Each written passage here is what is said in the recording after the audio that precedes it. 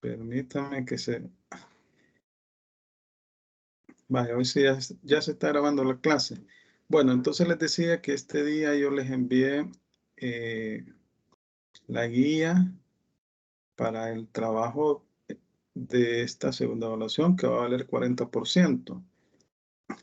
La presentación del trabajo y la defensa va a ser la exposición. Entonces, los días 15 y 17 de marzo, porque creo que el 21 es el parcial, van a pasar 5 grupos cada día y van a hacer una exposición de la escritura o sí, de la escritura que les ha tocado. Entonces van a explicar las partes que contiene, etcétera. Ahí lo explico yo en la guía. Bueno, alguien levanta la mano. Buenas noches, licenciado. Sonia Caballero le saluda. Una consulta. Fíjese que en el grupo de nosotros solo habemos 7.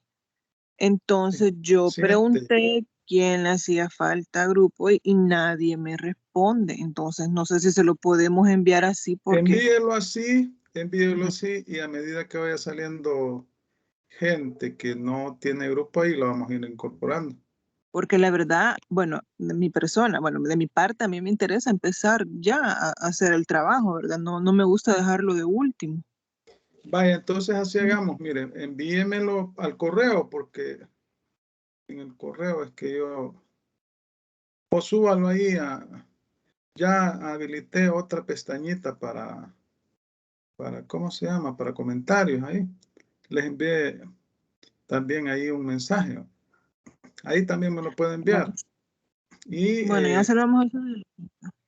a medida que vayan saliendo personas que no tienen grupo, en esa medida se van incorporando a los grupos donde les restan todavía miembros. La cuestión es que pues, vale 40% pues, de la nota total de la segunda evaluación. Es decir, que si ninguna persona se incorpora, si hay personas que no se incorporan a ningún grupo, van a tener 0. Y si sacan 10 en el parcial, van a tener 6.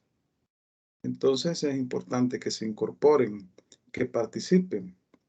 Si bien es cierto, los grupos son numerosos, no significa que solo uno o dos van a trabajar, ¿verdad?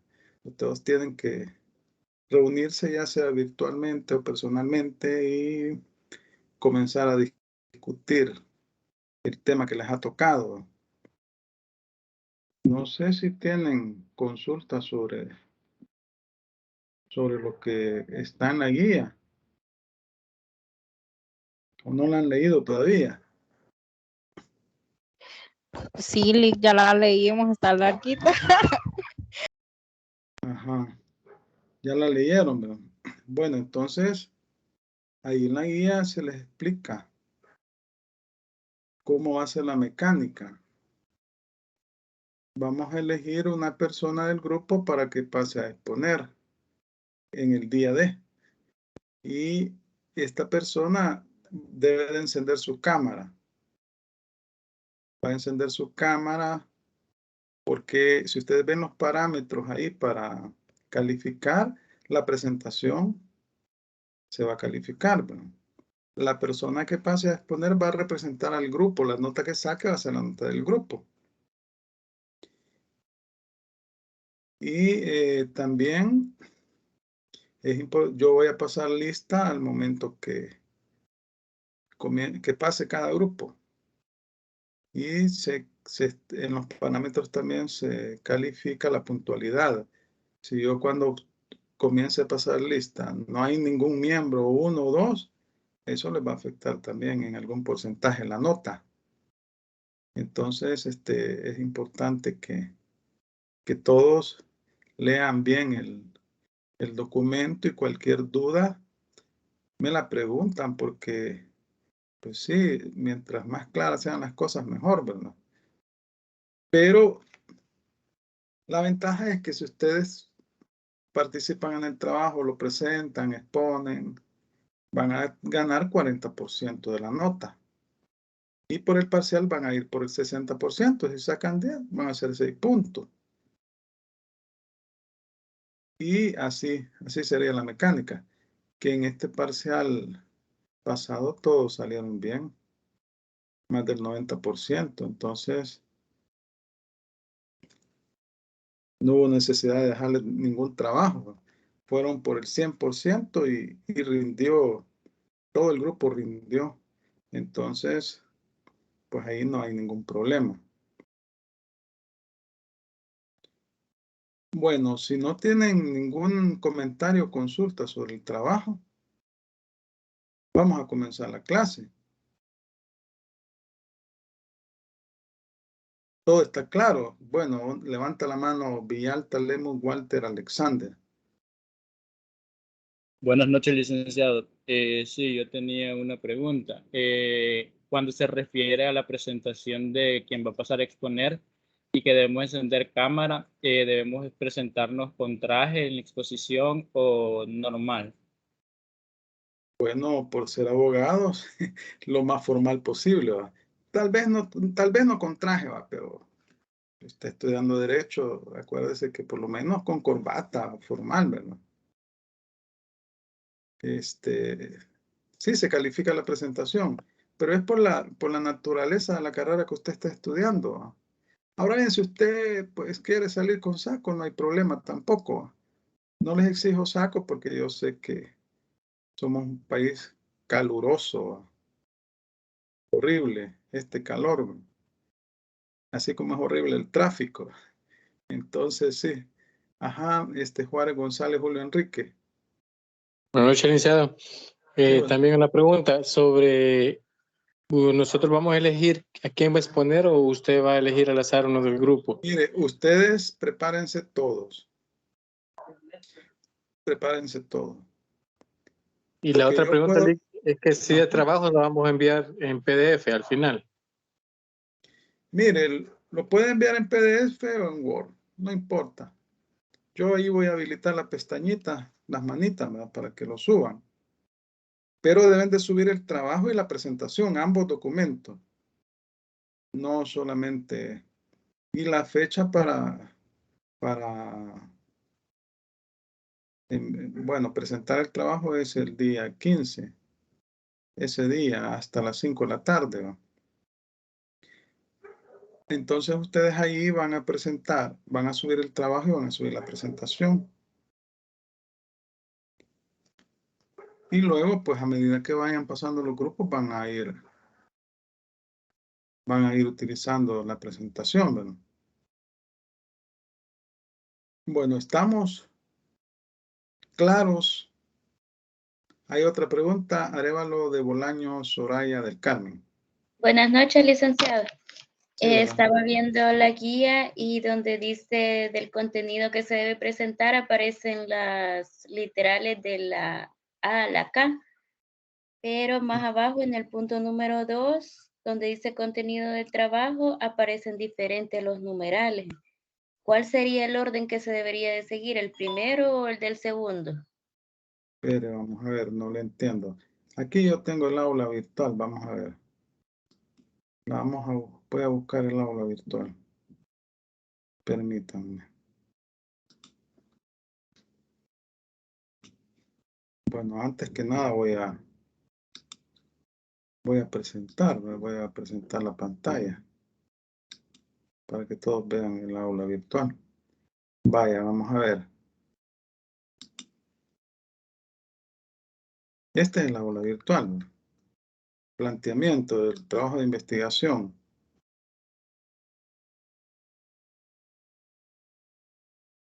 ¿A qué se refiere usted? ¿A cuál? Vaya, abajo. Dele. Ajá.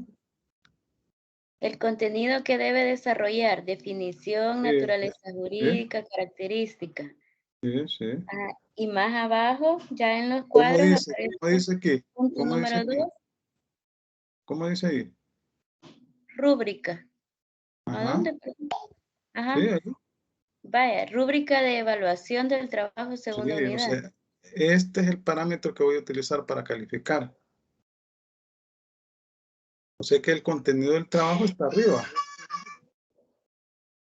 Por ejemplo, al grupo 1 le toca el contrato de promesa. Entonces, en ese contrato van a desarrollar esto. Claro, obviamente que van a conseguir un contrato, ahí lo van a, cada uno de estos puntos lo van a ir desarrollando en ese contrato que consigan, ¿verdad? Se deberá juntar un ejemplo de contrato y explicar contenido y cada una de sus partes que están aquí, ¿verdad? Y luego yo, al momento que ustedes me entreguen el trabajo, aquí los voy a evaluar. Pero, licenciado, solo un aporte nomás. Yo pienso que como eso es lo que usted va a calificar, ¿Sí? bueno, nosotros vamos a hacer nuestra parte donde dice lo que nos ha puesto a hacer de los literales, ¿verdad? Pero Sí, correcto. considerando la rúbrica de evaluación de parte suya, quizás todos nosotros como estudiantes quizás debemos de anexar elementos de la rúbrica de evaluación, porque si nosotros nos vamos directamente a solo textualmente a lo que pide los literales, vamos a salir mal todos. Entonces, No, es que, veo quizás que no hay han que leído. buscar lo que usted está No han pidiendo que va a leído. evaluar. Veo que no han leído. Vaya, mire, No, imagínense. Vaya, veamos. Primero está la parte formal, ¿va? Presentación de trabajo, lo que es carátula, índice, eso vale 2 puntos. sí, Vaya. claro. Y luego tenemos la exposición, eso vale 3 puntos. La exposición. Ahora, el contenido del trabajo vale 5. Definición y naturaleza del contrato, A y B. A y B, no hay nada inventado. No, ahí está todo. Vaya, entonces, ¿cuál es el problema? O sea Solo, que no, es aquí que no hay problema. esto es solo para efectos de calificarles. Sí, así es. Solo Ajá. que hay que ver también lo que usted va a evaluar para agregarlo. Vea, Sí, por si algo se nos esto, olvida poner, hay que agregarlo. esto que está aquí voy a evaluar. Ve. Pero aquí lo tengo desarrollado en la rúbrica, en lo que es el contenido del trabajo. Claro, obviamente que también hay ciertas formalidades que debe llevar carátula, índice, introducción, objetivos, conclusión. Y el contenido del trabajo, que es, dice literal F, pero es menos que aquí está acá. Pero aquí están todos estos, definición y naturaleza es A.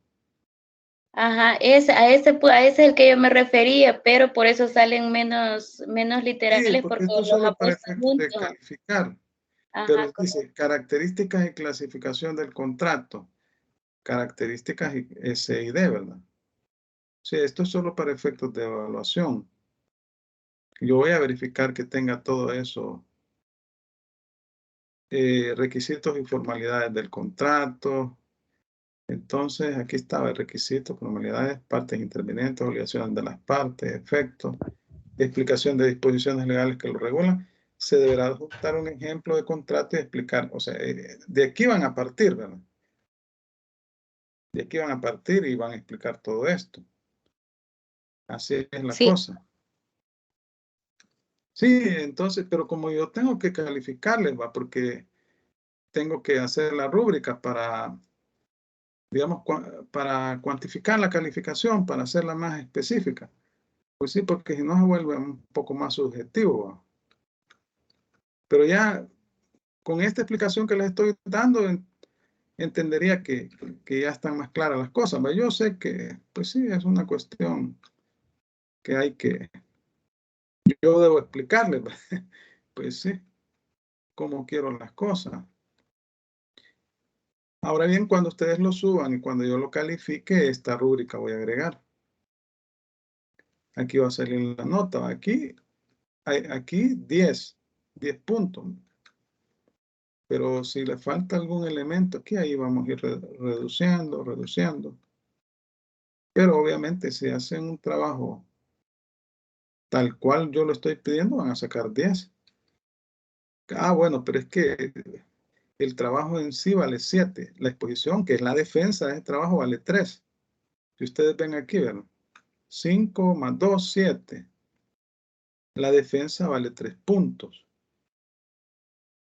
Entonces ahí hacemos los 10 puntos. ¿Estamos claros sobre eso? Sí, licenciado. Vaya, entonces, si no tienen consultas sobre... Arevalo está levantando la mano o es Mire, que levantada. Me quedó levantada, disculpe. Vaya, presa hueso, ¿qué iba a decir? no, nada, olvídalo.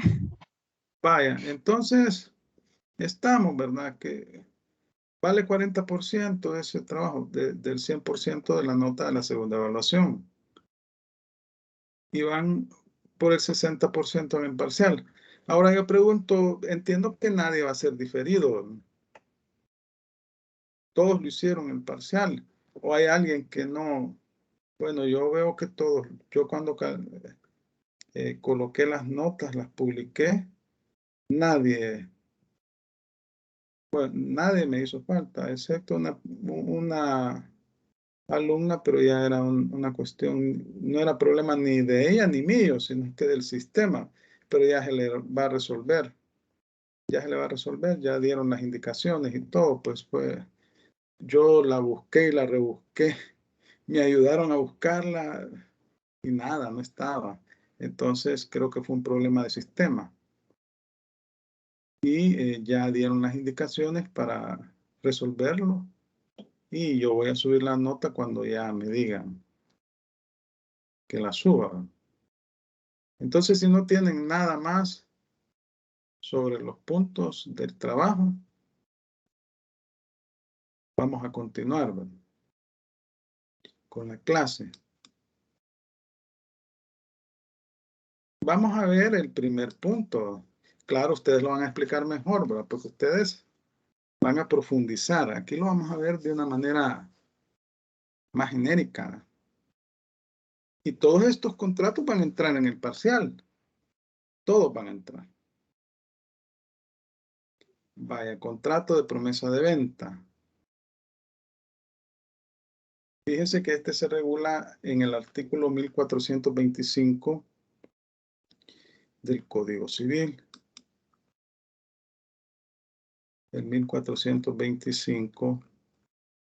Esta disposición está colocada en lo que son los efectos de los contratos y de las obligaciones. Entonces, acá se ha colocado, bueno, aquí se regula lo que es la promesa de venta. Y pues aquí en la presentación lo tenemos, ¿verdad? Lo tenemos. Vamos a hacerlo más grande. Entonces, el artículo 1425 del Código Civil regula lo que es la promesa de contrato. La promesa de celebrar un contrato no produce obligación alguna, salvo que concurran las circunstancias siguientes. La regla general es que no produce obligación alguna, salvo que concurran las circunstancias siguientes. Y ahí se explican cuáles son esas circunstancias. Que la promesa conste por escrito. Primera regla, debe constar por escrito. Que el contrato prometido no sea de aquellos que las leyes declaran ineficaces. O sea que debe tener efectos entre las partes, ¿no?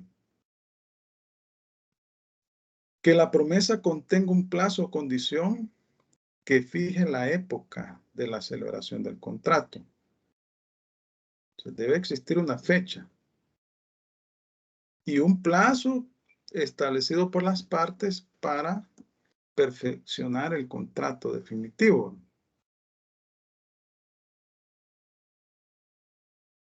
Que en ella se especifique de tal manera el contrato prometido que solo falten para que sea perfecto la tradición de la cosa o las solemnidades que las leyes prescriban.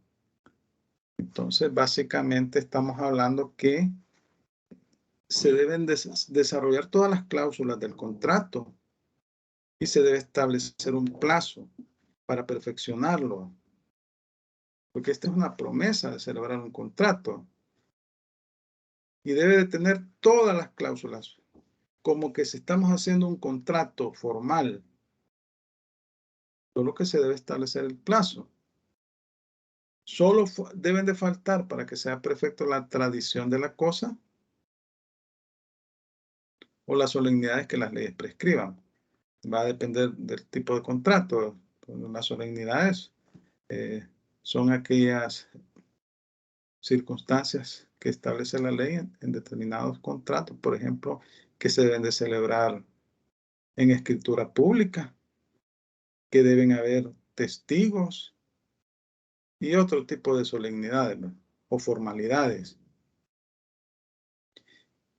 Que solo falte para que sea perfecto la tradición de la cosa. ¿Qué será eso, la tradición de la cosa?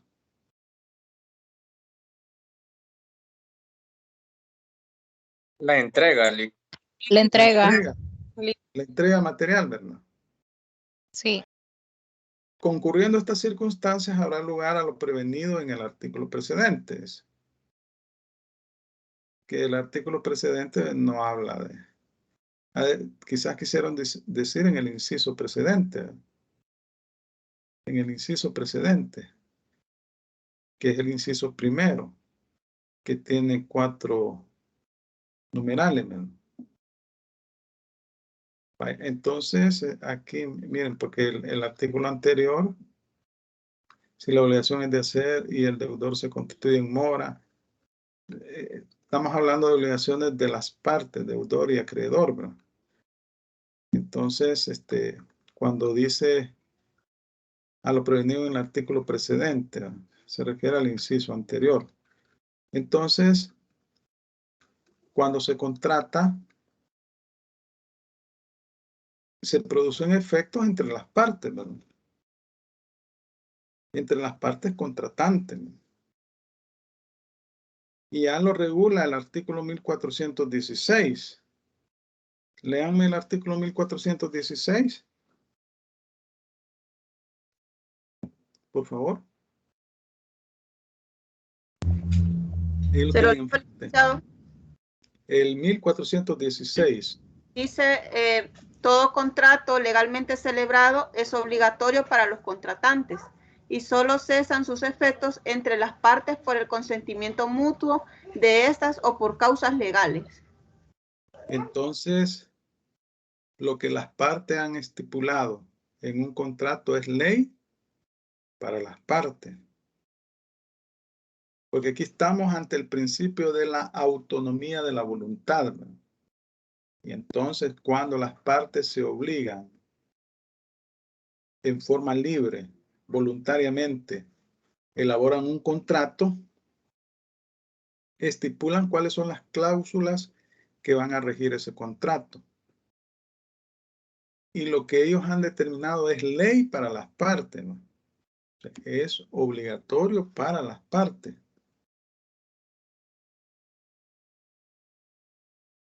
Y estos efectos solo pueden cesar por el consentimiento mutuo de las partes o por causas legales, ¿no? También se dan por causas legales. En el artículo 1417 dispone que los contratos deben ejecutarse de buena fe. Se presume la buena fe, porque si alguien pretende contratar de mala fe, con mala intención, sería un contrato que no sería válido si se descubre, porque hay que probarlo. Y por consiguiente obligan no solo a lo que en ellos se expresa, sino a todas las cosas que emanen precisamente de la naturaleza de la obligación, o que por la ley o la costumbre pertenecen a ella. Entonces, lo que las partes celebran en forma voluntaria, con su consentimiento, excluido de vicio, su libre consentimiento, que no existe un vicio. ¿Cuáles son los vicios del consentimiento? Habíamos dicho.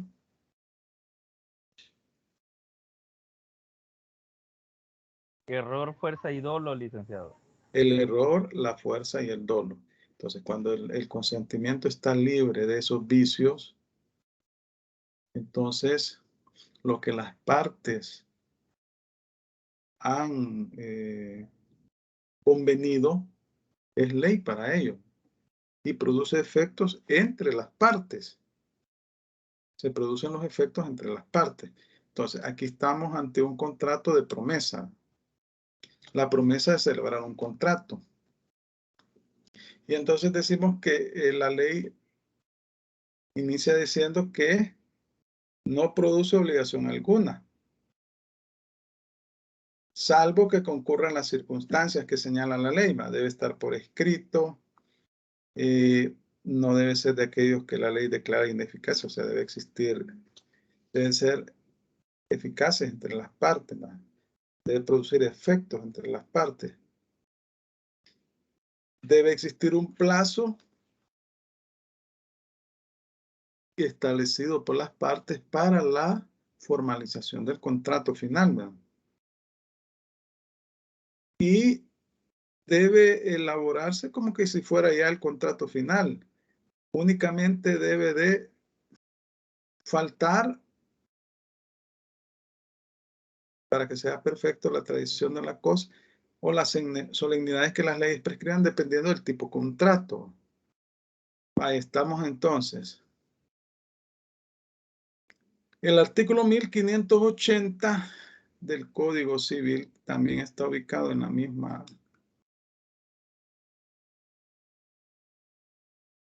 Vamos a ver dónde lo encontramos.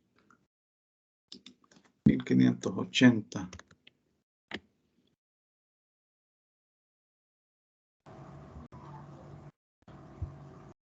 ¿Lo puedo leer? Sí, por favor. Artículo 1580. Inciso primero. Deberán constar por escrito los actos o contratos que contienen la entrega o promesa de una cosa que valga más de 200 colones. Inciso segundo.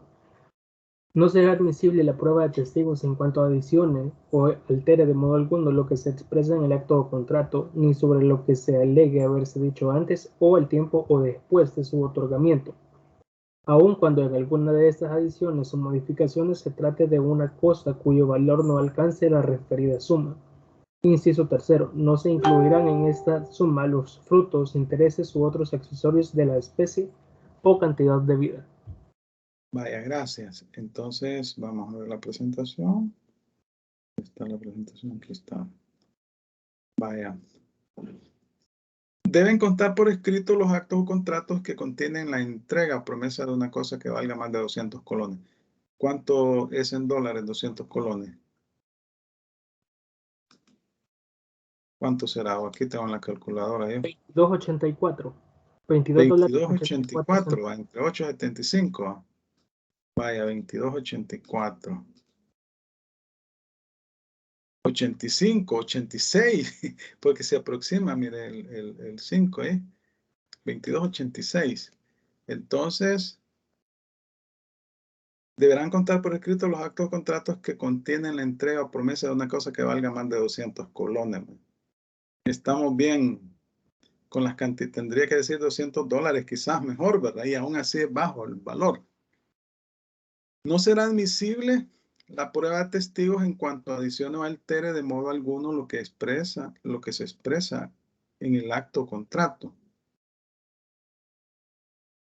Y aquí, pues, como decíamos al inicio, ¿no?, que lo que las partes convienen en forma mutua, en forma bilateral, sin un consentimiento viciado, es ley para las partes, ¿no? Entonces, se pusieron de acuerdo, elaboraron una cláusula, siempre y cuando no sea ilegal ni contraria a las buenas costumbres, no sea contraria a la ley y a las buenas costumbres. Entonces, si las partes firman ese contrato de forma voluntaria y establecen las cláusulas respectivas, ¿verdad?, en esos casos no se admite prueba de testigos que después una de las partes va a decir, no, es que yo no no escribí eso, o no convení eso. Bueno, ahí hay que probarlo, pero es bien difícil, ¿no? Aquí tenemos una presunción legal, ¿verdad? Ni sobre lo que se alegue haberse dicho antes, o al tiempo o después de su otorgamiento, aun cuando en alguna de estas adiciones o modificaciones se trate de una cosa cuyo valor no alcance a la referida suma. Entonces, decíamos que los contratos se presumen que se celebran de buena fe. Entonces, la ley le da valor a esa buena fe. Salvo prueba en contrario, pero al menos aquí no se admite la prueba testimonial, ¿verdad? No se incluirán en esta suma los frutos, intereses u otros accesorios de la especie o cantidad de vida. Si se pactaron intereses, ¿verdad? Y se definió el 10% de interés, eso no queda incluido entre los 200 colones, ¿verdad? Y si se pactaron intereses y se les olvidó establecer la tasa de interés, ¿qué pasa ahí?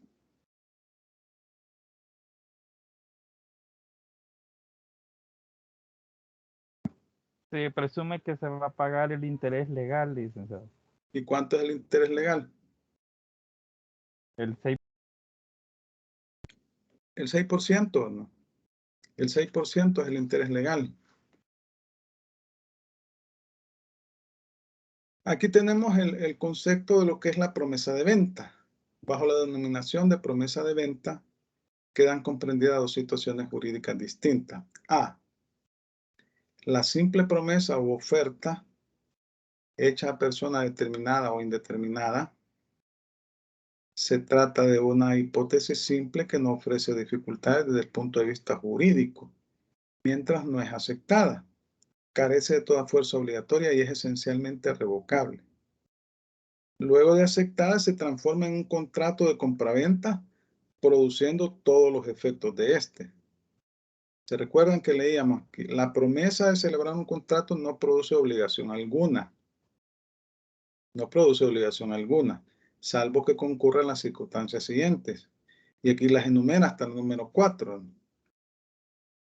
Entonces, la simple promesa o oferta hecha a persona determinada o indeterminada. Vaya, vamos a ver, persona determinada. Indeterminado, ¿a qué nos referimos?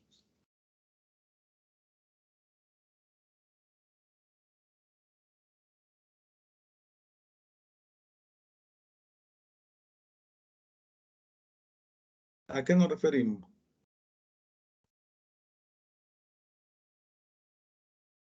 ¿Persona determinada o indeterminada?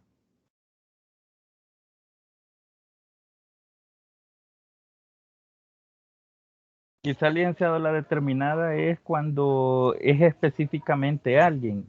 Sí, y pues se señala quién es. Y la indeterminada es un posible, puede ser cualquiera. Y puede ser también un grupo de personas, ¿verdad? A eso se refiere, ¿verdad? Porque hay contratos, hay ofertas que vale, por ejemplo, hay ofertas en el comercio, ¿verdad?, que se lanzan a un grupo indeterminado de personas, ¿verdad? Y también acá, pues estamos hablando de una promesa de oferta, promesa o oferta hecha a persona determinada o indeterminada, puede ser a un grupo de personas, ¿verdad?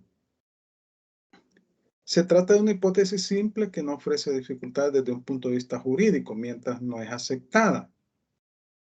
Mientras no es aceptada, carece de toda fuerza obligatoria y es esencialmente revocable. Luego que se acepta, se transforma en un contrato de compraventa, produciendo todos los efectos de esto. Y entonces, estamos siempre en el artículo 1425, en esta primera parte, ¿no? No produce obligación alguna, salvo que concurran las circunstancias siguientes.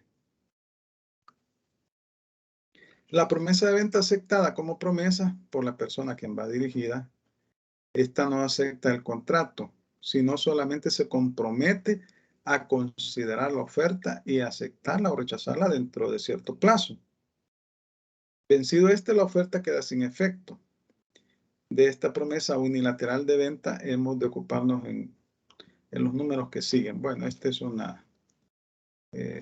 se ha tomado de un libro de este señor, ¿no? Vaya, pero aquí centrémonos en la promesa de venta aceptada como promesa por la persona a quien va dirigida. Esta no acepta el contrato, sino solamente se compromete a considerar la oferta y aceptarla o rechazarla dentro de cierto plazo. Entonces aquí en el artículo nos establece que la promesa contenga un plazo o condición que fije la época de la celebración del contrato, o sea, de la formalización del contrato. Si vencido el plazo no se celebra el contrato, pues no hay ningún tipo de obligación para ambas partes, ¿no? A eso se refiere. La promesa unilateral de venta debe reunir los requisitos esenciales exigidos para el contrato definitivo. El consentimiento, determinación de la cosa y el precio. ¿Qué decíamos que era el consentimiento?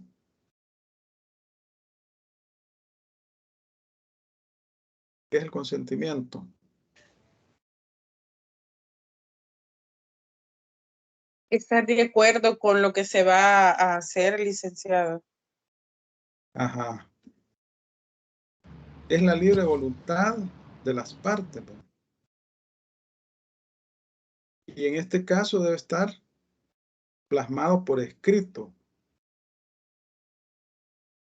Y debe estar exento de vicios, ¿no? El consentimiento debe estar exento de vicios. La determinación de la cosa, ¿qué será la determinación de la cosa?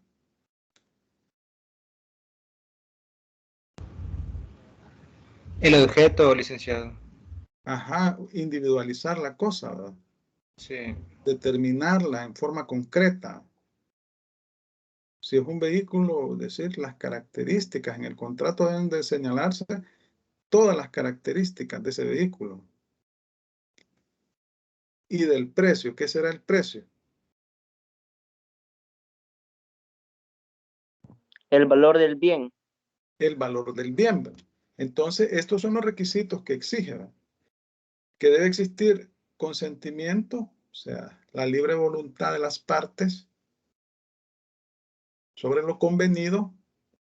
Este consentimiento debe estar exento de vicios, de error, fuerza y dolo. Debe de individualizarse la cosa y debe establecerse el monto, el precio. El promitente debe tener capacidad para disponer en cuanto al aceptante, le basta con la de administrar. Pues acá, tanto al comprador como al vendedor se le dice promitente comprador, promitente vendedor, ¿va?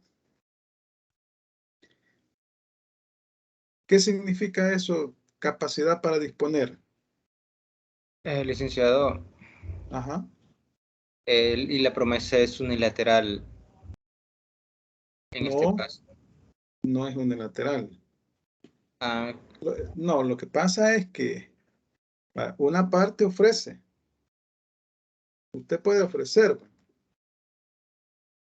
La otra parte valora y hacen el contrato de promesa. Y estipulan una fecha para formalizar el contrato definitivo. Pero este contrato debe tener todas las características del contrato definitivo. Salvo que, ¿qué es lo que no debe de contener o no debe estar definido? ¿Qué habíamos dicho? Ajá. Lo acabamos de decir. Ajá.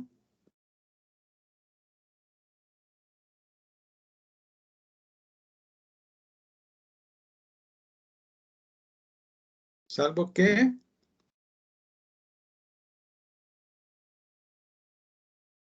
La libre voluntad, licenciado. no, aquí el 4, miren. Que solo falten para que sea perfecto la tradición de la cosa o las solemnidades que las leyes prescriben. Que en ella se especifique de tal manera el contrato prometido, que solo falten para que sea perfecto la tradición de la cosa o las solemnidades que las leyes prescriben. Eso es lo único. Entonces, bueno, la promesa, claro, alguien hace la oferta, el otro la acepta, o puede ser que no la acepte. Cuando usted hace la oferta, ahí es unilateral. Pero cuando ya hacen el contrato de promesa, ahí ya concurren dos consentimientos, ¿verdad? Ya hay dos partes, ¿verdad? Y deben de establecer un plazo para formalizar el contrato. Y debe constar por escrito, ¿verdad? Ya dijimos que debe constar por escrito. Porque si no consta por escrito, no es, queda en la parte primera del inciso. No produce obligación alguna.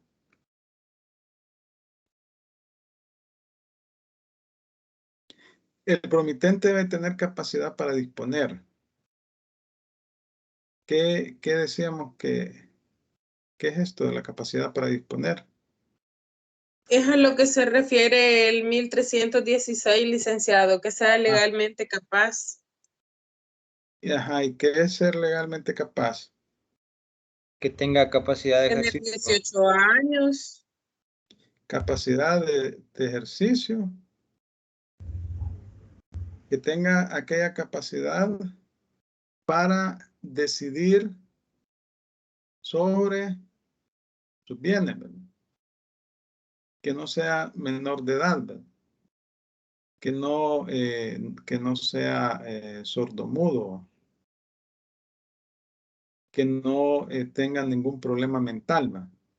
En cuanto al aceptante, le basta con la de administrar, ¿verdad? Bueno, esto en realidad ambos deben de tener capacidad, ¿verdad? Porque para administrar también debe de tener capacidad, ¿verdad? Porque si es menor de edad o adolece de alguna enfermedad que no le permite discernir, entonces no puede, ¿verdad? No puede obligarse con otra persona y nadie tampoco se va a obligar con una persona que evidentemente tiene problemas, ¿verdad? Algún tipo de problema o discapacidad, ¿verdad? Que no le permite discernir, porque, o sea, no es cualquier tipo de incapacidad, pues, o sea, alguien puede andar en silla de ruedas, pero estar lúcido de su mente, ¿verdad? Muy lúcido de su mente. Entonces, tiene capacidad para tomar sus propias decisiones, ¿verdad?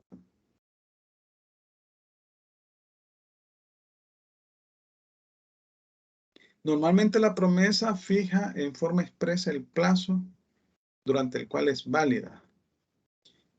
Si no lo tuviera, el promitente deberá pedir su fijación judicial. Bueno, pero aquí estamos hablando de un proceso judicial. Normalmente cuando las partes, una parte oferta, la otra acepta, elaboran el contrato con todas las formalidades de la ley y luego establecen un plazo para formalizar el contrato definitivo. Y al final de ese plazo, si ninguna de las dos partes formaliza ese contrato, no concurren con sus voluntades, entonces se supone que ya no se formalizó, ya no existe ninguna obligación para las partes. Ahora bien, puede suceder que no establecieron plazo y que una de las partes le exija a la otra. Entonces, obviamente que ahí sí tendrían que llevarlo por la vía judicial, ¿verdad? Tendrían que hacer un proceso civil. Pero normalmente no ocurre eso.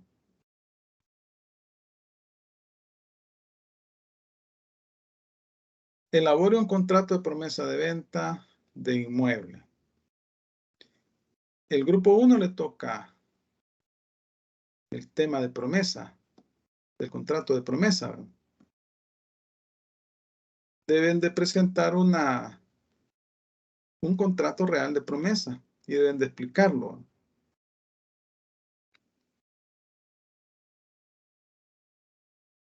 Este será otorgado en documento privado autenticado y será otorgado ante sus oficios notariales. Vamos a ver.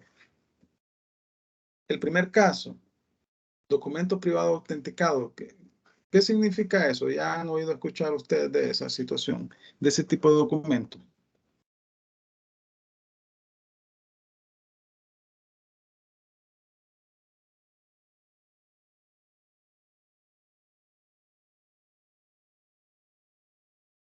Pregunto. No Yo sé, sí. licenciado. Perdón, que hable la No, compañera.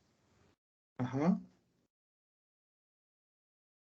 O sea, yo sí No, los he visto, licenciado.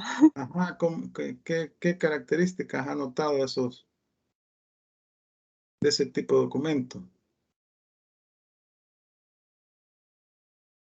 Es que, bueno, lo que yo entiendo que en la promesa de venta es que todavía el inmueble no es de la persona, ¿verdad? No, Porque, aquí, no es esa la ¿cómo? pregunta. La pregunta es, ¿será otorgado un documento privado si ya han visto documentos privados autenticados?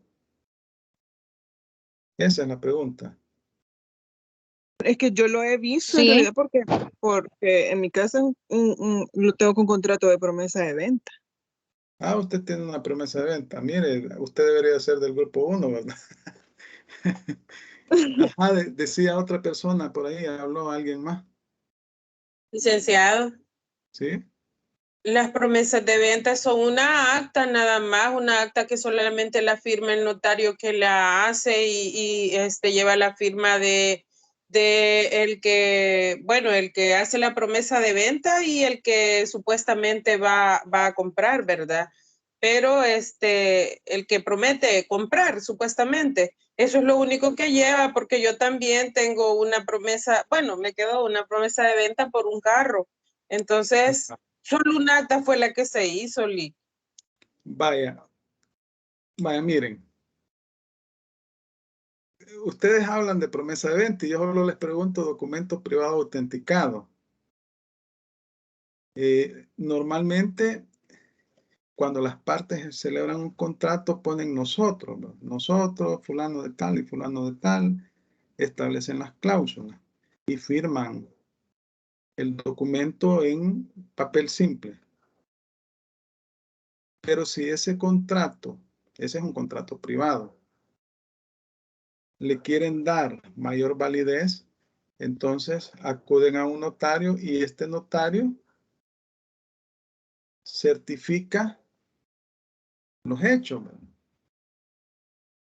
Certifica que fulano de tal y fulano de tal han firmado el contrato tal, en tal fecha, y que las firmas que están contenidas en dicho documento son las de ellos y firma el documento. Eso se le llama, o es un documento privado autenticado, que posteriormente que las partes lo celebraron, se lo llevan al notario y el notario a continuación de las firmas autentica el documento. Será otorgado ante sus oficios notariales cuando usted acude a un notario. ¿Cómo se llaman esos documentos? Hemos hablado de un documento privado, pero si usted acude a un notario, ¿cómo se llama ese documento?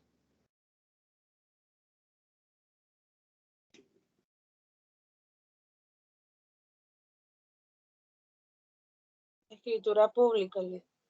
En una escritura pública, o sea, un documento público, ante los oficios de un notario. Y esa se hace en un protocolo, en el libro de protocolo que lleva el notario.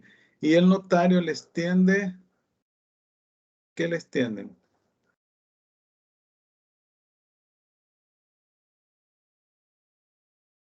¿Le da la hoja de protocolo? ¿O qué le da a usted cuando usted llega a firmar el documento? una copia certificada, Lee. Una copia, Lee. Ajá, le da una certificación, una auténtica de ese documento. Entonces, ahí le da, no le da el documento original, ¿verdad? Sino que saca una copia, un testimonio, le da, se llama testimonio. Testimonio de la escritura matriz, ¿verdad? Entonces, lo que hace es sacarle fotocopia a la escritura que queda en el protocolo y esa fotocopia la firma y la sella y le pone una razón, ¿verdad? Entonces, eso se llama escritura. generales de los otorgantes, promitente vendedor y promitente comprador, edad, profesión, domicilio, departamento, documento único de identidad, número de identificación tributaria. Bueno, hoy le hicieron una reforma a la ley, bueno, popularmente se conoce como ley del NIC, ¿verdad? Del número de identificación tributaria, pero tiene otro nombre un poco más largo. Y creo que fue el año pasado, a finales del año pasado, creo que fue, le hicieron una reforma para que en el caso de las personas naturales, ya el número, el DUI, el documento único de identidad, era el documento que iba a sustituir al número de identificación tributaria y que iban a mantener el número de identificación tributaria solamente las sociedades, las personas jurídicas. Entonces, esto tiene consecuencias también en el ámbito notarial, ¿verdad? Porque hoy ya no se exige el número de identificación tributaria en el caso de las personas naturales, porque además el Ministerio de Hacienda les envió notificaciones o tenía uno que verificar en la página de Hacienda si ya le habían convalidado su DUI, ¿verdad? Entonces, actualmente para las personas naturales ya no existe el número de identificación tributaria, sino que es el documento único de identidad. Y es que en teoría, por eso se llama documento único de identidad, ¿va? Porque el objetivo era que ese documento sustituyera a la licencia, al NIC y a todos, a la tarjeta del Seguro Social, tarjeta de circulación, etcétera. Pero no fue así, ¿verdad? Siempre tenemos licencia, tarjeta de circulación, etcétera. Vaya, otorgamos en celebrar un contrato de promesa de venta. Esta es la primera parte, ¿verdad? Las generales de las partes, ¿verdad? Su profesión o oficio, edad, domicilio, etcétera. Su número único de identidad. Otorgamos en celebrar un contrato de promesa de venta.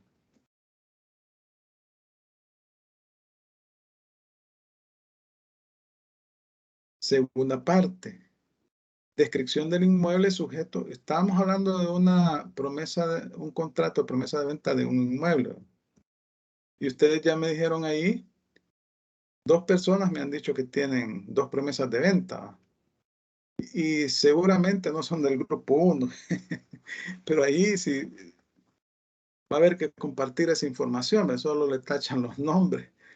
Bueno, segunda parte. Descripción del inmueble sujeto a la promesa de venta. Promitente vendedor, naturaleza rústica, urbana, dirección exacta, lindero, norte, sur, este, oeste. Sí que es horrible hacer esas descripciones técnicas. Ya las han visto ahí que, bueno, la terminología que se utiliza. 24 horas de no sé qué. Bueno, yo quedo loco cuando hago ese tipo de escrituras así todas. Pero para eso están los expertos, ¿va? Las personas que hacen ese tipo de descripciones, ¿va? Los ingenieros, los arquitectos, ¿va? Ellos son los especialistas, ¿va? Entonces hacen esa descripción técnica en donde se establece la ubicación exacta del inmueble, ¿va? En el espacio, ¿va? En el lugar determinado donde se ubica.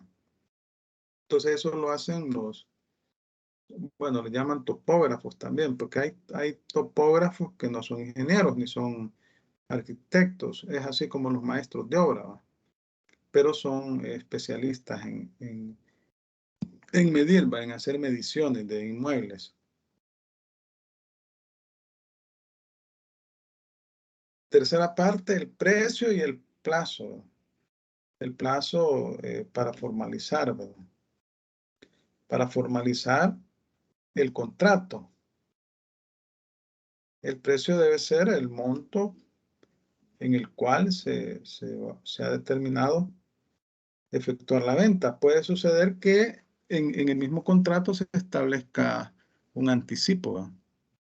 Y se establezcan también cuotas a pagar en el tiempo hasta efectuar el pago total, en este caso del inmueble, y entonces se perfecciona, se formaliza el contrato.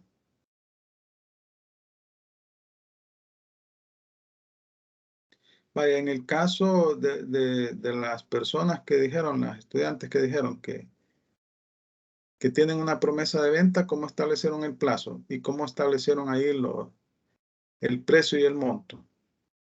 O el pago de las cuotas, o establecieron un anticipo. Pregunto. Tuve que ir a buscar en todos los papeles.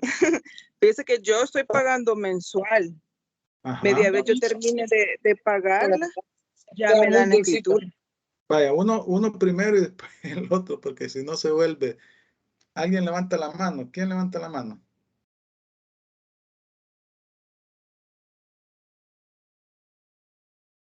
Vaya, que hable primero, Caballero.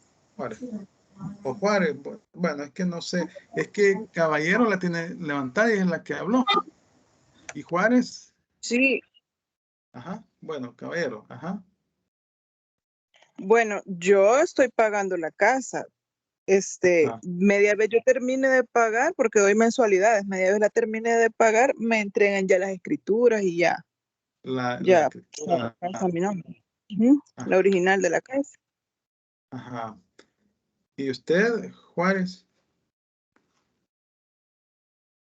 Yo, licenciado, compré un carro. Bueno, se hizo la promesa de venta primero, ¿verdad? Lo que hice fue, di un adelanto de 3,000.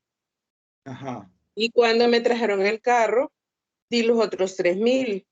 Pero la persona no cumplió con el plazo, porque supuestamente me lo tenía que dar en mayo y me lo dio hasta pasados como 2 meses y medio más.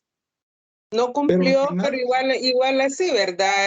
Al final hicimos el contrato de compra de venta de carro, me lo vendió. Sí, compraventa, sí. Y sí, se dio la tradición de la cosa y toda la cosa se efectuó, pero se formalizó el contrato. Sí se formalizó, pero no cumplió, licenciado, el señor con eso. Entonces yo vine y hasta le hicimos una llamada y bueno, casi lo amenazamos, le busqué todos los antecedentes y toda la cosa y le dije a mi esposo que tenía que traer ese carro, o sea, que tenía que entregarlo, pues teníamos que hacer la venta porque ya se le habían adelantado 3,000, entonces prácticamente fue obligado a hacer todo rápido porque de lo contrario iba a terminar denunciado. Sí. Entonces, bueno, eso fue lo que sucedió, Lick. Bueno, pero al final hubo acuerdo entre las partes, a pesar de que se incumplió el plazo, al final se perfeccionó el contrato. León. Así es. León. Hola, licenciado. Sí, León Rodríguez. También se establece el porcentaje de interés. Ajá. En su caso, en mi ¿cuánto fue? caso, o el 8%. El 8%. Anual. Ajá. Anual, sí, se divide entre 12 cuotas, ¿no? Se paga mensual. Licenciado, y una pregunta cuando, mi lote colinda con otra lotificadora. Entonces ahí existe una servidumbre de 2 metros. Entonces esa servidumbre me habían dicho a mí que puedo irla a pedir para que se me agregue a mi lote. Sí. ¿Qué pasa ahí? O sea, para agregar esos metros a mi lote. En ese caso, ¿cómo se hace? Sí, pero lo que pasa es que la servidumbre es cuando se le da acceso a un terreno, por ejemplo, Ajá, pasa, en ese pasa caso una es a otra cañería. notificadora. Ajá. Sí, ahí tendría que ponerse de acuerdo tienen que negociar ahí para establecer la servidumbre, ¿verdad? Ajá, ¿y con quién se hace eso, Lee? No, tiene que buscar los servicios de un notario, ¿verdad? Entonces ahí deben de... Ajá, porque son 2 metros. Y de Ajá, la sí. otra, y de la otra notificadora no hay paso, o sea, no, ellos no tienen paso para la calle, o sea, mi lote Sí, tiene tope de calle. tendrían que negociar para hacer la servidumbre, ¿verdad? Pero para eso tiene que contratar un notario. ¿Alguien más levanta la mano?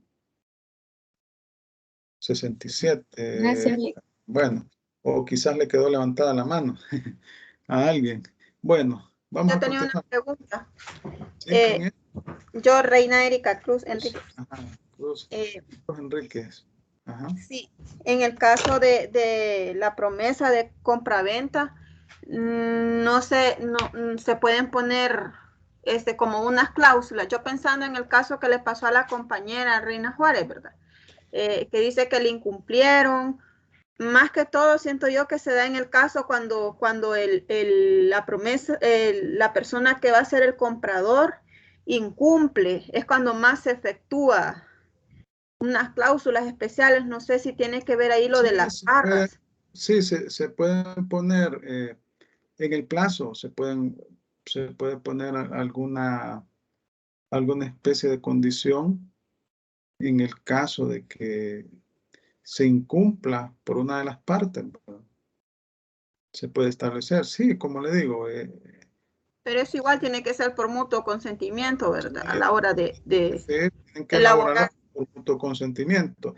Sí, debe haber acuerdo entre las partes al momento, porque si una de las partes no está de acuerdo, por mucho, no le va a firmar el contrato. Entonces, como dice, la voluntad de las partes, lo convenido en un contrato, en las cláusulas, es ley para ambas partes. Entonces, los efectos son mutuos, ¿no? Va a depender de lo que hayan establecido, siempre y cuando sea legal, ¿verdad? Que no sea contrario a la ley ni a las buenas costumbres. Entonces, ahí esa es la regla general, ¿verdad? Forma de pago, la cuarta parte. Vamos a ver, comencemos. La primera parte, la general. La segunda parte, la descripción del inmueble. Estamos hablando de una promesa de venta de un inmueble. La tercera parte, el precio y el plazo para formalizar, ¿verdad?, el contrato o para la entrega formal del inmueble.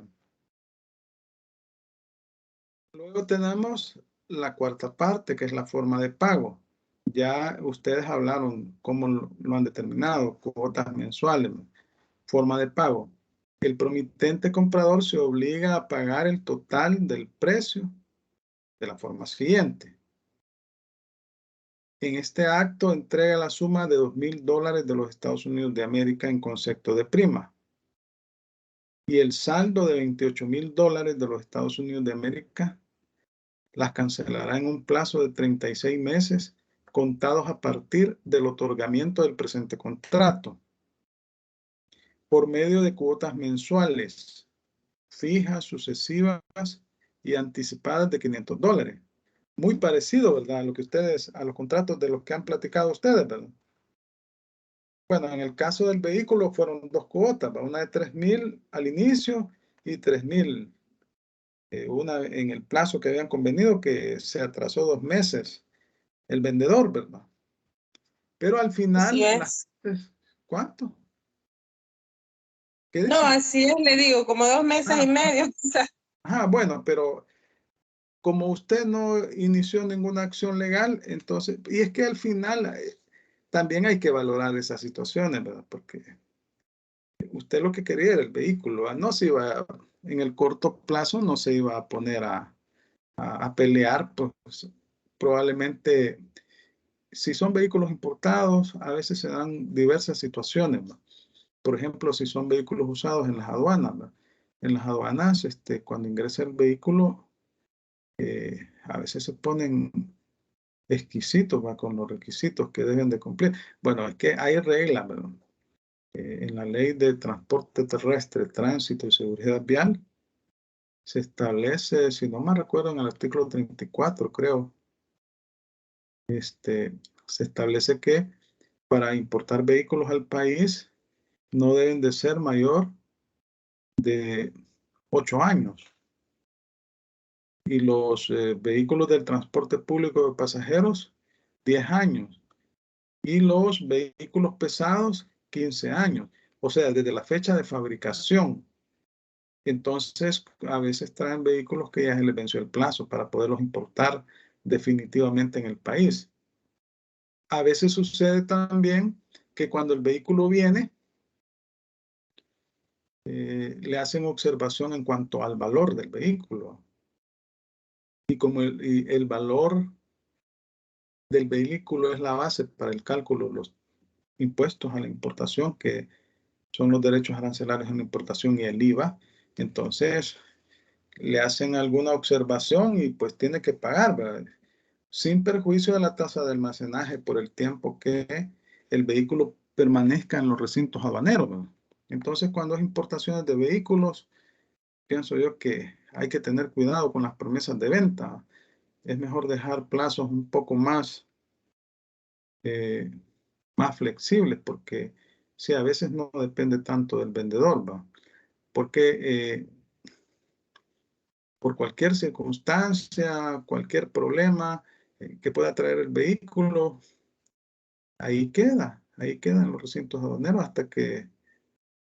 hasta que se resuelve.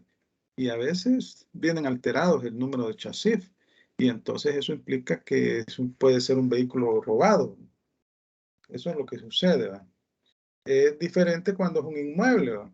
Como el caso que dijo la otra compañera, un inmueble pues es diferente porque pues hay mayor certeza, mayor seguridad, ¿verdad? Porque usted va al registro a verificar, ¿verdad? Al registro de la propiedad a raíz de hipoteca, ahí está registrado a nombre de tal persona, etc.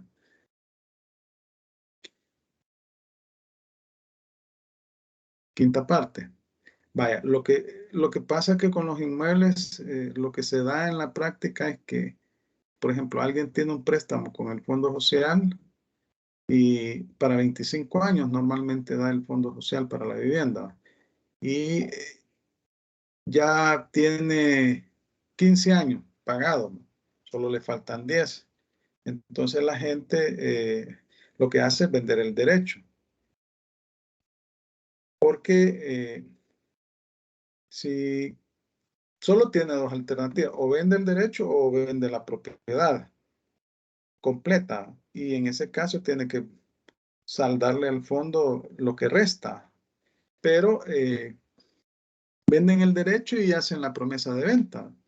Pero en realidad la casa no es sino que está hipotecada, tiene una hipoteca.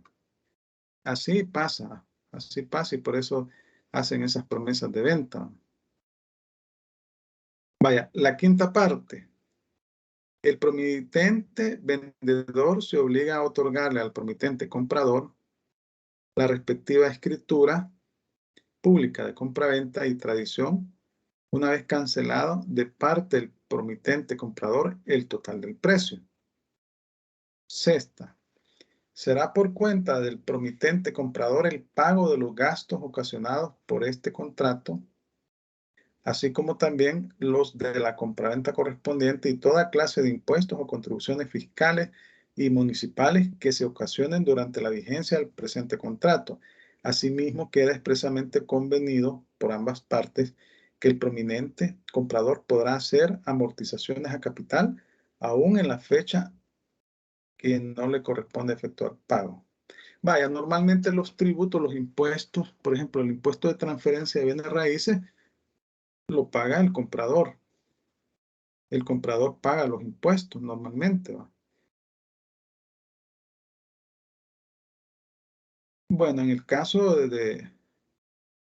pues el impuesto de transferencia de bienes raíces, o que se conoce como alcabala, es el comprador el que realiza. Y el notario debe de garantizar el pago de ese impuesto, porque cuando se genera pago de transferencia de bienes raíces, pero eso es ya en la escritura, ya cuando se formaliza la escritura, se debe de agregar en los anexos del protocolo el recibo del pago del impuesto. Entonces vemos aquí que se establece que se debe formalizar la escritura una vez que se ha cancelado el precio total y que es obligación del comprador el pago de los tributos, de los impuestos municipales, las contribuciones. Imagínense, tiene una gran deuda de tasas municipales el terreno. Se da bastante eso en la práctica. Luego tenemos la sexta parte, que es el domicilio. En caso de acción judicial, los contratantes fijamos como domicilio especial esta ciudad, a cuyos tribunales nos sometemos en caso de, y ahí explica de acción judicial, en fe de lo cual firmamos el presente contrato en la ciudad de a los días del mes de. Vaya, hasta aquí firman los contratantes, las partes. A continuación de la firma de las partes, si le van a pedir a un notario que autentique, el notario va a continuación, escribe, ¿verdad? Establece ahí, autentica el documento, hace una relación de las cláusulas de las partes, que las partes se han comprometido en tales cláusulas. Básicamente repite lo que dice el contrato que han celebrado las partes, y luego que las firmas son las de las partes y firma el notario. Lo anterior es el documento privado entre ambas partes. ¿Cómo se vuelve autenticado? ¿Cómo se vuelve legal? Cuando hablamos que se vuelve autenticado, se vuelve legal, es cuando usted acude al notario y le dice, mire, queremos autenticar este documento, que lo hemos firmado. Y el notario, abajito de la firma de las partes, establece las mismas cláusulas, ¿no? Ante mí, notario, estos son documentos privados, ¿verdad? No están en protocolo, sino que en hoja simple, ¿no? El notario elabora un documento inmediatamente después de las firmas de los otorgantes, haciendo constar el lugar, día y hora de fecha de suscripción, haciendo mención de las generales de los otorgantes y el deseo de realizar el contrato. Y esto es lo que hace el contrato en la ciudad como una escritura. Esto es como una escritura. Ante mí, fulano de tal, notario de este domicilio, comparecen el señor tal, quien es de tantos años de edad, del domicilio de, a quien no conozco, pero identifico por medio de su documento único de identidad número tal, que en adelante se denominará el promitente vendedor. Y por otra parte, el señor tal, de tantos años de edad, con documento único de identidad número tal, que en adelante se denominará el promitente comprador. Y me dicen que reconocen como suyas las firmas puestas al pie del documento que antecede, que en su orden se leen, cómo se leen las firmas, por medio del cual otorgaron en celebrar un contrato de promesa de venta, el cual se regirá bajo las estipulaciones siguientes. Y entonces ahí se detallan las cláusulas, ¿no?, que ellos establecieron las partes en el documento privado. Luego, al final, el notario establece esta razón. Yo, el suscrito notario, doy fe de que las firmas anteriormente relacionadas son auténticas, por haber sido puestas a mi presencia de su puño y letra por los otorgantes, quienes me manifiestan que reconocen todos los demás conceptos vertidos en el anterior documento que hoy se legaliza. Así se expresaron los comparecientes, a quienes expliqué los efectos legales de esta acta notarial, que consta en 3 hojas útiles. Depende del número de hojas que hayan ocupado. Y leído que les hube íntegramente todo lo escrito en un solo acto, sin interrupción, ratifican el contenido y firmamos doy fe. A eso es a lo que una de ustedes le llama acta, es un acta notarial, pero como ven, es un documento. Este documento se escribe a continuación, abajito de las firmas de las partes, y se hace una relación como una escritura, ¿verdad? Como una escritura pública de las generales de las partes. Y me dicen, entonces aquí comienza a establecer que ellos reconocen sus firmas, las firmas que son legibles o ilegibles, y que otorgaron un contrato de promesa de venta. Y al final el notario hace esta razón, ¿verdad? Doy fe. Y firma, solo firma aquí el notario. Datos importantes. Cada hoja debe ser sellada por el notario en la parte superior derecha. Se pone el sello y la firma. Y colocar encima, bueno, en la rúbrica es una rúbrica, coloca uno en cada página. Pone el sello y una rúbrica. Y colocar encima una rúbrica o media firma, la cual debe estar registrada en la Corte Suprema de Justicia.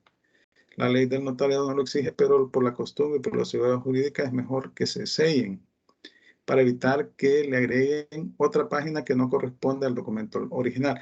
Respecto de esto, yo quiero decirles que cuando lo autorizan de notario, en un libro firma, le piden que ponga su firma, su media firma y su rúbrica. Uno coloca la firma completa, la media firma y la rúbrica. Cuando uno firma este tipo de documentos en cada página o cuando certifica en cada página, se pone el sello y se pone la rúbrica. Al final del documento, donde el notario da fe del acto, los otorgantes vuelven a firmar, luego firma el notario en el siguiente orden, primero firma y luego sello. Entonces, de esta forma le dan validez, ¿verdad? Le dan validez al documento. De esta forma, básicamente, se está autenticando el documento.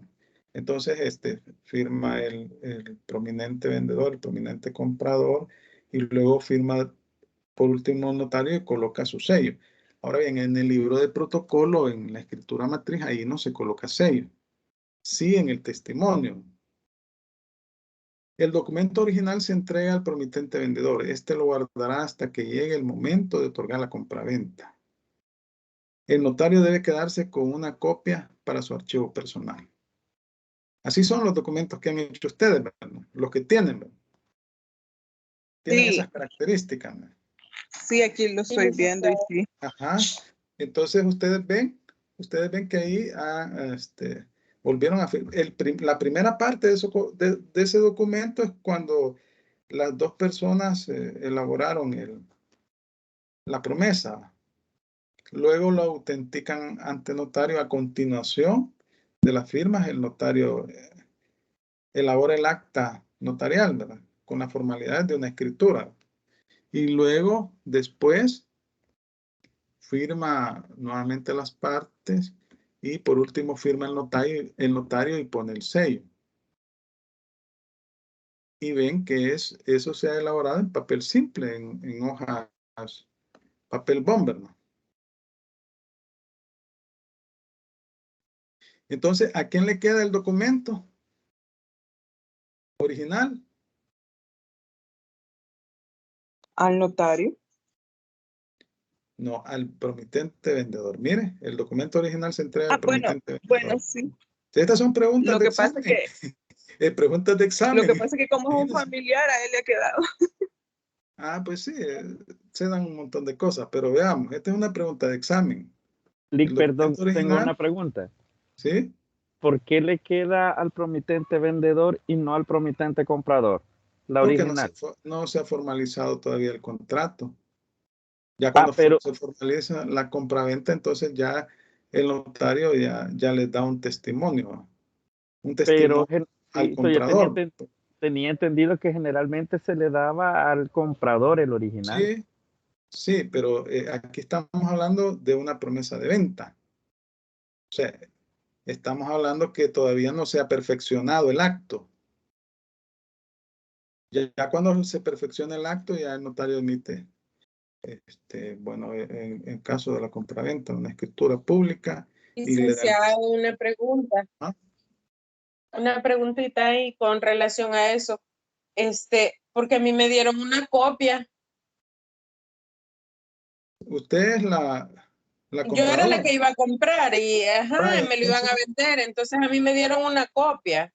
Sí, el documento original se lo dieron al vendedor, porque como le digo, no se ha formalizado todavía Sí, la compraventa. quizás por eso, pero yo estaba Sí, molesta. por eso es. Por eso le digo que va a ser pregunta de examen. Vaya.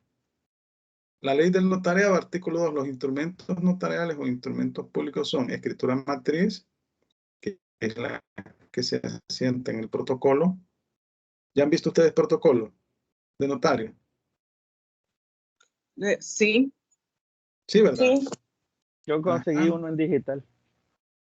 En digital, ¿verdad? Sí, yo hoy anduve en eso, que ya se me venció quiero ver, el miércoles, el 16 se me venció. Tengo 15 días para empastarlo e irlo a dejar a la corte, a la sección del notariado. Entonces, uno debe de llevar el original y los testimonios. Hay un testimonio para la Corte Suprema de Justicia, la sección del notariado. Y yo dejo siempre un archivo personal para mi persona. Entonces, entregamos el original y los testimonios para la corte, el testimonio que se le entrega a la corte.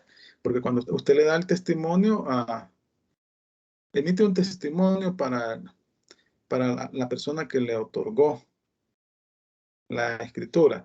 Luego, debe emitir también al mismo tiempo un testimonio para la Corte Suprema de Justicia. Entonces, usted entrega el documento original, el empastado, más el testimonio, más los testimonios para la corte, para la sección del notariado, y luego, pues, pide nuevas hojas de protocolo. Escritura pública o testimonio, que es aquella en que se reproduce la escritura matriz. Es el testimonio que le dan a las partes. Y actas notariales, que es la que vimos, que son las que no se asientan en el protocolo, pero tienen las mismas formalidades de una escritura. Acta notarial puede definirse como el instrumento público redactado por el notario por requerimiento de una persona con el objeto de acreditar fehacientemente uno o más hechos capaces de producir efectos jurídicos, que ha presenciado, ejecutado o comprobado el notario. Esto se regula en la ley del notariado. Me imagino que ustedes van a llevar una materia que se llama derecho notarial, que ha de ser de cuarto o quinto año. Bueno, no sé si han visto el pensum, pero tiene que haber, ¿verdad? Siempre hay una materia de derecho notarial. Y ahí pues se estudia lo que es la ley del notariado y todas las leyes relacionadas, ¿no? Las actas notariales tienen sus propias características que las diferencian con otros instrumentos. Por ejemplo, no se asientan en el libro de protocolo como la escritura matriz. No son una copia literal de un acto anterior como lo es el testimonio. Y su contenido es la relación o acreditación de hechos y excepcionalmente actos que no deben calificarse como contrato. Aquí estamos hablando de una promesa de contrato. Tienen similitud con la escritura matriz, en tanto se redactan con las mismas formalidades, con las excepciones que la matriz lleva un número correlativo de orden en su inicio y no es sellada por el notario. Entonces, estas son las diferencias entre la escritura matriz, que es la que queda en la hoja de protocolo original, con el acta notarial. Y también las diferencias entre el testimonio, que es una fotocopia que se saca de la escritura matriz y que le pone una razón el notario, la firma y se le entrega a la persona que lo ha contratado para elaborar ese acto, ¿va? O esa escritura a las partes, ¿no? Entonces, bueno, básicamente hemos visto este contrato, de suerte que ustedes ya tenían experiencia, ¿verdad? Ya habían, algunos tienen este tipo de documentos y el grupo 1 pues va a explicarlo más detalladamente, ¿verdad? Ya son las 8:06. No sé si tienen consultas, comentarios o sobre el trabajo. Si alguien, las personas que ingresaron posteriormente a la clase y que no escucharon las indicaciones iniciales sobre el trabajo. Pero me faltan 2 grupos, les dije, ¿verdad? Me dijo una compañera de ustedes aquí que hay un grupo de 7 personas, ¿verdad? Envíen esos grupos. Sí, Sí, licenciado. Mi compañero ya se lo envió al correo. Vaya, excelente. Y Juárez, solo Juárez veo. ¿Sí? ¿Iba a decir algo? Y licenciada, no solamente sobre lo que habíamos estado hablando sobre el pago en relación a las promesas de venta, también cuando se hace un adelanto de pago en la promesa de venta que se está alquilando y a la vez hay una promesa de venta en los inmuebles. Se da el caso, licenciado, que cuando no se, por el parte del que promete comprar, no compra y ha dado un adelanto, ese dinero queda perdido. O sea, si no se da el contrato de la venta, ¿verdad? Del inmueble, Sí, ese bueno, dinero queda perdido. Normalmente las partes establecen, en relación al valor del inmueble, establecen un anticipo, pero establecen cuotas mensuales, ¿verdad? Como un alquiler, ¿verdad? Entonces, pero como usted ocupó la casa en ese tiempo, vivió en ese lugar, es como que estuvo alquilando, si no se perfeccionó el contrato. Sí, dice Mirán. ¿Sí? Sí, buenas noches. Bueno, Una consulta. En el caso de que, digamos, está cumpliendo el lapsus de la promesa de venta, ¿no? Del pago a base de cuotas. Los impuestos que la alcaldía cobra, ¿a quién se le... al comprador, pues el que está viviendo en... Sí, es que así es. Normalmente eso se establece, no, ahí vimos el ejemplo, ¿no? Sí, porque el que vive en el lugar es el que recibe el beneficio. Por ejemplo, pasa la basura, le recogen la basura, no es el dueño de la casa, es su basura la que... Entonces esa tasa usted la debe pagar. Igual si se perfecciona el contrato y de la compraventa, usted va a pagar el impuesto de transferencia de bienes raíces si es que el valor es superior a 250,000 colones, porque se paga sobre el excedente de 250,000 colones el 3%, como $11,000 creo que son, no estoy seguro, 250,000. Vamos a ver aquí tenemos la calculadora. 250,000.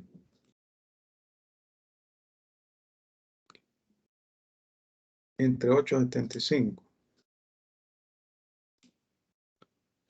Hasta 28.571.43 está exento. De 28.571.44 ya paga el 3% sobre el excedente. Y así va. Bueno, ya es hora, ya son las 8:10. Prepárense en la investigación, hagan un bonito trabajo, hagan una bonita exposición, una bonita presentación y van a salir bien. Y se va a ganar el 40%. Porque creo que a veces pues es mejor tener una nota formativa y una sumativa para... Es difícil que alguien, aunque todos ustedes salieron muy bien en el primer parcial, entonces son buenos estudiantes. Bueno, entonces muchas gracias por su atención. Les deseo que pasen un feliz fin de semana. Nos vemos el próximo martes. Y los grupos que no, si me han enviado ese grupo de 7 personas, me faltaría uno todavía. Organícense, inclúyanse en un grupo, porque si no van a tener 0 y van a ir solo por el 60% en el parcial. Bueno, entonces gracias a todos por su atención. Nos vemos en la próxima clase. Cuídense. Feliz fin de semana. Buenas noches, Rick. Gracias. Buenas noches. Buenas noches. Buenas noches. Buenas noches.